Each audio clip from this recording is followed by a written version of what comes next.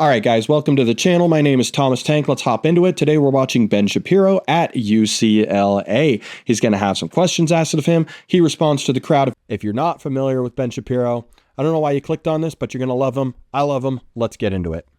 Good evening, Ben. It's a pleasure to finally meet you in person.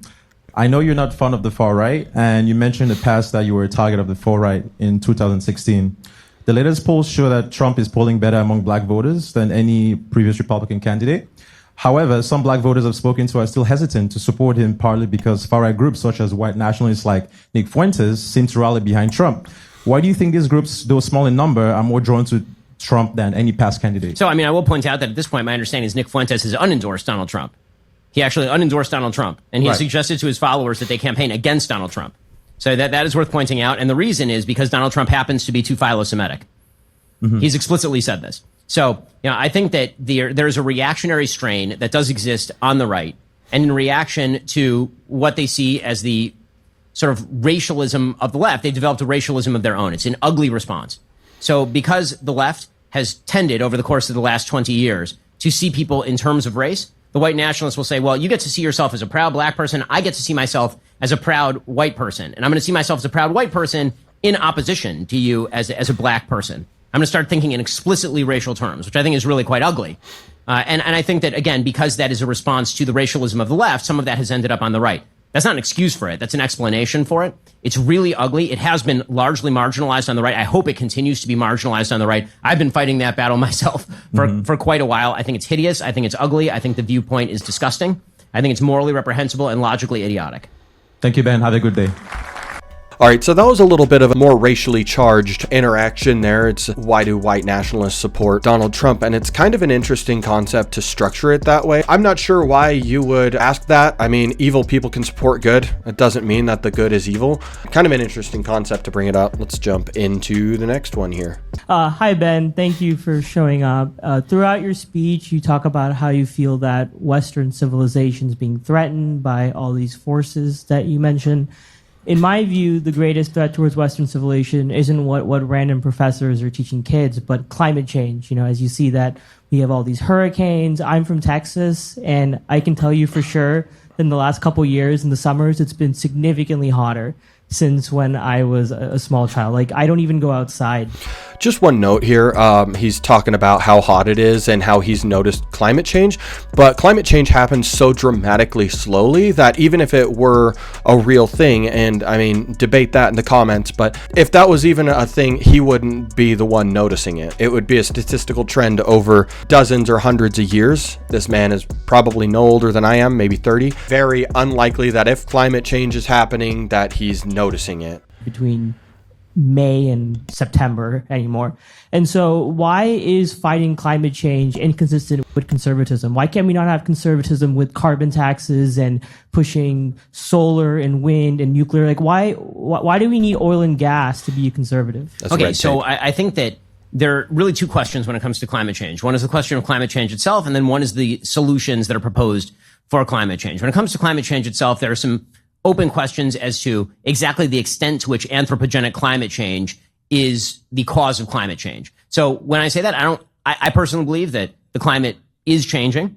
That doesn't mean that every weather event is attributable to climate change, because actually there were fewer hurricanes up until like the last month in the Gulf this year than there had been in years past. It was really baffling a lot of climatologists, and you can't mix it. It's always funny whenever you talk about climate change. If there's a real cold snap, somebody on the right will go, see, climate change isn't happening. And then everybody on the left will go, hey, weather is not climate. And then there will be a hurricane, and everybody on the left will go, hey, the climate's changing. And it'll be like, well, hold up a second. Is weather climate or is it not climate? You're going to have to pick one. If the idea is that the average temperature on planet Earth, as measured by available statistics from, say, the IPCC, has been marginally increasing over the course of years and will likely continue to do so for the foreseeable future, then we get to question number two. Okay, so I think that the first one, which leaves open a bunch of questions, does ask what happens next. It's the what happens next where things start to get a little bit crazy. Okay, because what the left has suggested very often is taking measures that completely quash the American economy in the name of a change that will be incremental at best.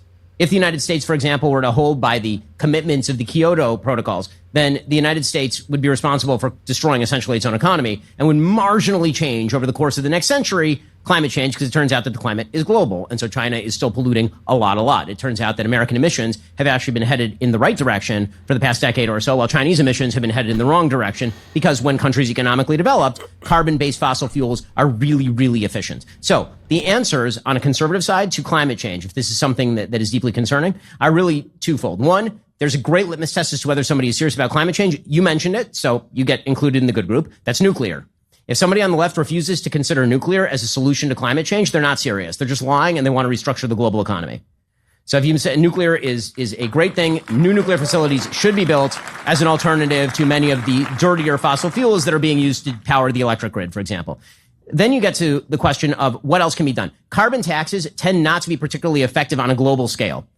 All you end up doing is penalizing your own consumers in the United States and really harming the economy, taking away jobs in favor of places like India or China that are still developing. And if you're a developing country, do you think that people in developing Africa care deeply about climate change, or are they just trying not to burn dung for fuel? Well, you just have like an adjusted border tax. So if China is using coal, you just tax the imports that use coal. That's what like the European Union is doing. And it's been wildly ineffective at getting China to actually lower its coal usage. Ben is right on.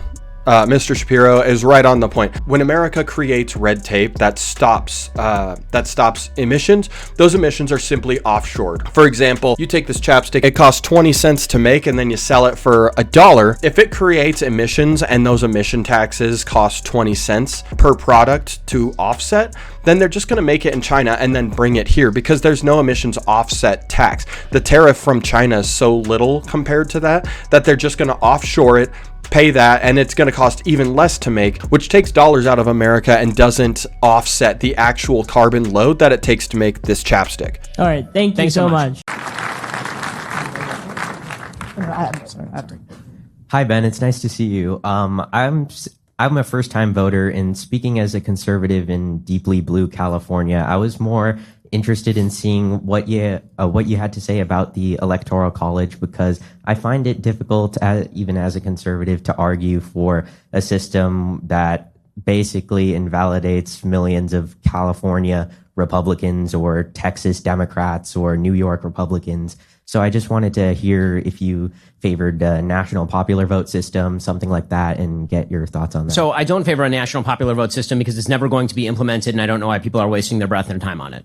I mean, that's the real answer. I mean, there are a lot of things that you could do de novo, right? If you were going to start over the United States, would you have a national popular vote system, or would you have an electoral college? And the answer is, well, when the United States began, it was a compendium of states, and those states had to get together and create a system. And so states with a more sparse population were simply not willing to hand over the power of a national popular vote to big cities like Boston at the time or New York City at the time. And so, all these sort of attempts to retcon the Electoral College. I mean, there have been states, by the way, that actually have divvied up their Electoral College vote by popular vote. I mean, all states can do that. If California wants to do that, I'd be more than happy if they would. That would be great. I would love it if California didn't take 50-odd electoral votes every election cycle. That'd be awesome. But, and there are, in fact, a number of states that have sort of bound together and have committed that if a majority of states, in terms of the Electoral College, sign on, they've signed on to a pledge that if the popular vote goes one way, they'll vote in favor of that popular vote. So theoretically, that could pass without some sort of constitutional amendment. But as far as sort of the principled argument for the Electoral College, the idea that it acts as sort of a bulwark or it manufactures a greater level of consent in a very split population.